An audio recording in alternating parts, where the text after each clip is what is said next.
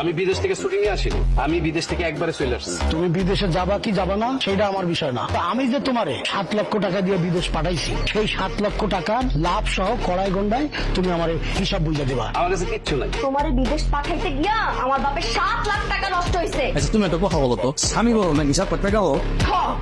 আমার কাছে ওই 7 লাখ টাকারই মূল্য বেশি। এখন এই 7 লাখ টাকা তুই 2 দিনের মধ্যে কেমনে পরিশোধ করবি এটা তুই ভালো মতো জানো।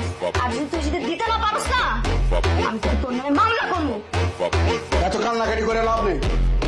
আজ আমার এখানে নতুন বিয়ে করে বউলে আসার কথা ছিল, সেটা তো আমি পারলাম না।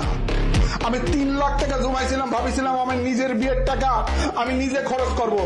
সেই টাকা কি করলেন আপনি? আমার থেকে নিলেন, আর নিজের কাছে থেকে সয় সম্বল গুছায় 4 লাখ টাকা দিয়ে মোট 7 লাখ টাকা দিয়ে আপনার জামাইয়ের বিদেশ পাঠাইছেন।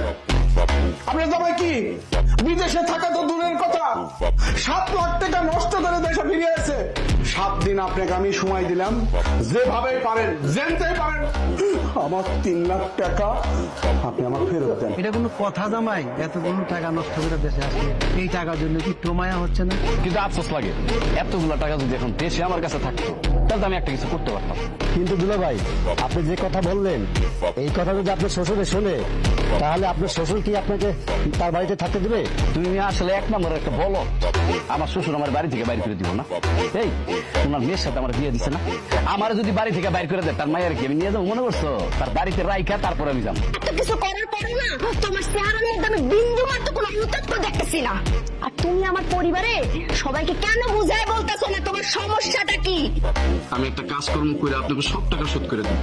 তুমি কি 7 লাখ টাকার 70,000 টাকা মনে করতেছো যে 1.5-2 মাসের মধ্যে তুমি পরিশ্রম করে শোধ করে দিতে পারবা? এটা 7 লাখ টাকা, 7 লাখ টাকা। এই 7 লাখ টাকা তোমার পরিশোধ করতে 10 বছর লাগবে। আর এই 10 বছর পর্যন্ত আমার পরিবারের মানুষকে তোমার আদর যত্ন করে শ্বশুর বাড়িতে রেখে রেখে খাওয়াবো? সেটা তো খাওয়াবো না। আম্মা আমার 3টা বছর সময় দেন, আমি আপনাকে সব টাকা শোধ করে দেবো।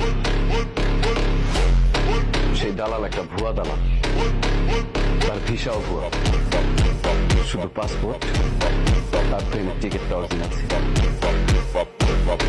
আমি যখন দুবাই এয়ারপোর্ট নামি, তারপরে আমি সারাটা দিন অপেক্ষা করছি, কেউ আমার নিতে আসে। তারপরে শুরু হইলো আমার পালায় বেড়ানোর দিন। পালায় বেড়াইতে থাকলাম, আর আপনাদের সাথে যোগাযোগ করছি। আমি অনেক চেষ্টা করছি থাকার জন্য, কিন্তু পালায় পালায় আর কয়েক। তারপরে ধরা খাইলাম পুলিশেরা, 1 মাসের মতন জেলে ছিলাম। তারা আমার ঠিক মতন খাইতে দিত না, অনেক মারধর করত। তাকে সবার হাতে পায়ে ধইরা আমি কোন রকম বাংলাদেশে ফিরে আসছি। এবার আপনারাই এত কিছু করার পরে এতগুলা টাকা আমি কই থেকে দিই? তাই আমি একটা সিদ্ধান্ত নিচ্ছি, আগামী 10 বছর আমি আপনাদের বাড়িতে চাকর খাটি, চাকর খাইতে আপনাকে সব টাকা আমি শোধ করে দিই।